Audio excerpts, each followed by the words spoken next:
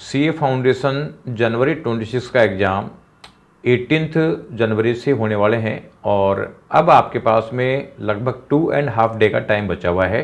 ये last moment का जो स्ट्रेटेजी है ये आप लोगों को राइटली फॉलो करना बहुत ज़रूरी होता है। अदरवाइज अगर आपने थोड़ा सा भी अगर मान लीजिए चूक गए तो फिर बहुत बड़ा नुकसान उठाना पड़ता है।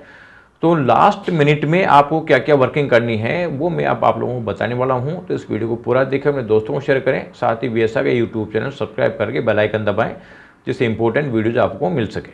तो सबसे पहला काम तो ये देखना है कि अब नया मैटर कुछ भी काम में नहीं लेना, न कोई नया क्वेश्चंस, न कोई RTP, न MTP, न सजेस्टेड। अब केवल और केवल उसी को पढ़ने का टाइम है जिस मैटर को आपने ऑलरेडी पहले पढ़ रखा है। और जब पहले आप लोगों ने पढ़ा होगा तो उसमें से जो इम्पोर्टेंट चीज़ें आप लोगों ने हाईलाइट कर रखी होगी, निशान लगा रखे होंगे कि एग्जाम के लास्ट मोमेंट में क्या देखना है। अब केवल और केवल उस मैटर को देखना है, उसके अलावा कोई सा भी मैटर देखने की जरूरत नहीं है। और क्योंकि अब आपका लास्ट मोमेंट चल रहा है, पहला पेपर अकाउंटिंग का है, तो अब आप अकाउंट्स को देखो।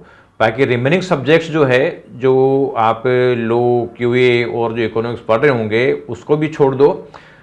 पहला पेपर अच्छा जाना बहुत ज़रूरी है और पहला पेपर अच्छा जब भी जाएगा जब आप पूरा का पूरा कंसंट्रेशन अब फर्स्ट पेपर पर लगा दो।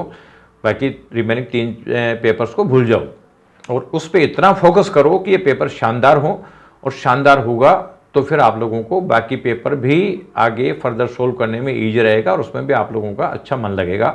तीसरा काम में देखना है कि बहुत सारे लोग ये marathon, revision classes, important questions, ये बहुत सारे लोग प्रोवाइड करते हैं।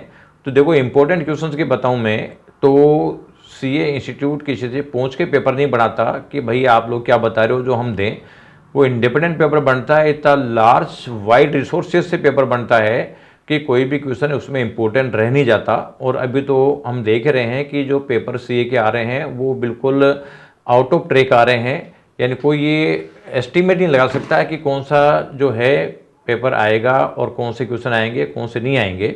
इसके अलावा दूसरा मैटर कोई भी हो, ये जो मैराथन और रिवीजन क्लासेज है, ये मैराथन रिवीजन क्लासेज में सब लोग अपने ऊपर की चीज़ बता देते हैं, लेकिन हर बच्चे की कुछ यूनिक प्रॉब्लम होती है। किसी की क्या प्रॉब्लम है, किसी की क्या प्रॉब्लम है, और ये प्रॉब्लम से यूनिक होती है। तो इसका मतलब है कि आप लोगों ने अपनी मैथ बेस से यूनिक प्रॉब्लम को आपने निशान लगा रखा होगा, तो निशान लगी हुई चीज़ पढ़ोगे तो ही आपका पर्पस सोल्व होगा। इसलिए आप लोग कुछ भी मत देखो, केवल और केवल जो पहले पढ़ा हुआ मैटर है उस पहले पढ़े हुए मैटर को ही आप लोगों को देखना है। इसके अलावा कोई सा भी मैटर हो उसको देखने की ज़रूरत नहीं है। चौथे नंबर पे आपको इम्पोर्टेंट चीज़ है वो कॉन्फिडेंस का, कि आप लोगों ने इतनी पढ़ाई करी है, इतने बार रिवीजन करे हैं, आप लोगों ने मॉक टेस्ट भी दिए होंगे, तो अब जो है आप लोगों को अपने आप पे कॉन्फिडेंस रखना है। कई बार अपने आप पे कॉन्फिडेंस नहीं होता तो हम बहुत सारे लोगों की बात मानने लग जाते हैं, कुछ अलग अलग काम करने लग जाते हैं।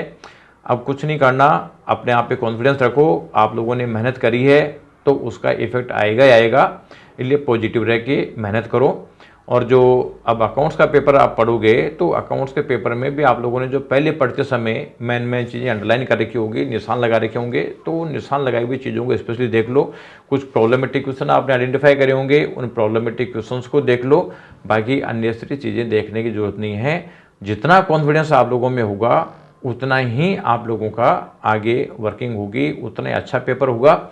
और जब पेपर आए आपके पास में तो आप ये मत सोचना है कि यार मेरे को कितने मार्क्स का पेपर आता है, कितने मार्क्स का नहीं आता।